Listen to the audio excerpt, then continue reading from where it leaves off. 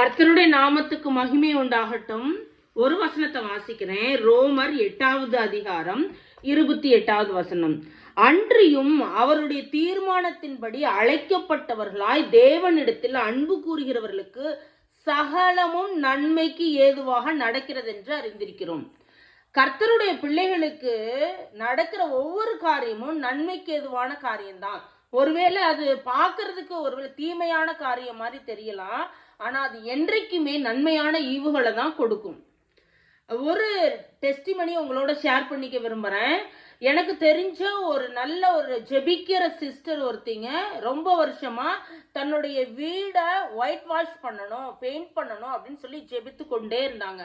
அவங்களுடைய ஃபினான்சியல் கஷ்டத்தினால அதை அவங்களால பண்ணவே முடியல. ரொம்ப வருஷமா ஜெபிக்கிறாங்க, ஆண்டவரே இந்த வீடு அழுக்கா இருக்கு, எனக்கு ஃபினான்சியல் தேவைகளை கொடுங்க, அதுல உள்ள இந்த அழுக்கையெல்லாம் போக்க முடியாது, நான் பெயிண்ட் பண்ணணும், எனக்கு உதவி செய்யுங்க அப்படின்னு சொல்லி பொருளாதாரத்தை சந்திங்கன்னு ஜெபிக்கிறாங்க. ஆனா அது நடக்கவே இல்லை. ஒரு நாள் இவங்க குடும்பமாக ஆலயத்துக்கு போயிருக்கிறாங்க.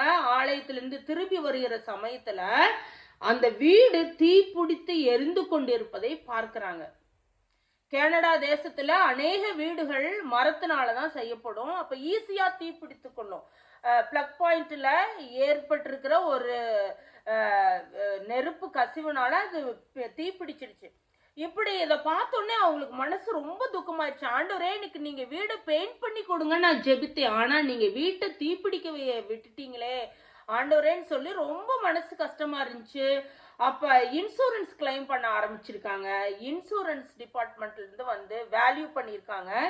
இந்த வீட்டை நாங்க புதுசா ரெனோவேட் பண்ணணும், நீங்க வேற ஒரு இடத்துல தங்கிருங்கன்னு சொல்லி வேற ஒரு வீடையும் அவங்களுக்கு கொடுத்துருக்காங்க. அந்த வீட்டில் தங்கி இருந்திருக்காங்க.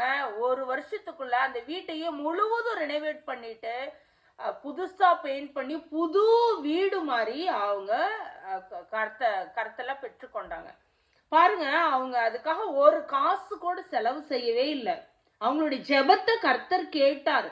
தீப்பிடித்தப்ப அவங்க மனது ரொம்ப துக்கம். வேற ஒரு வீட்டுல போய் இருந்தப்ப பிள்ளைகள் ஸ்கூலுக்கு எல்லாம் ரொம்ப கஷ்டப்பட்டாங்க. ஐயோ ஏன் ஆண்டவர் இதை அனுமதித்தார்னு கஷ்டப்பட்டாங்க. ஆனா அந்த வீட்டை பெயிண்ட் பண்ணது மட்டும் இல்லாம ரெனோவேட் பண்ணி அழகாக ஃப்ரீ ஆஃப் காஸ்ட், ஒரு காசு கூட கட்ட தேவையில்லை, இன்சூரன்ஸ் டிபார்ட்மெண்ட்ல இருந்து அந்த வீட்டை புதுசா வாங்கி கொண்டாங்க. இதுதாங்க நம்மளுடைய கர்த்தர். நன்மைக்கு எதுவாக தான் எல்லா காரியத்தை அனுமதிப்பார். நம்ம ஆண்டவரை அண்டிக் கொண்டு இருக்கணும். அதுதான் நம்ம செய்ய வேண்டிய கடமை. ஆண்டவருக்கு கீழ்ப்படிச்சு காரியங்களை செய்யணும். அதுதான் நம்ம பண்ண வேண்டிய வேலைகள். Praise the Lord.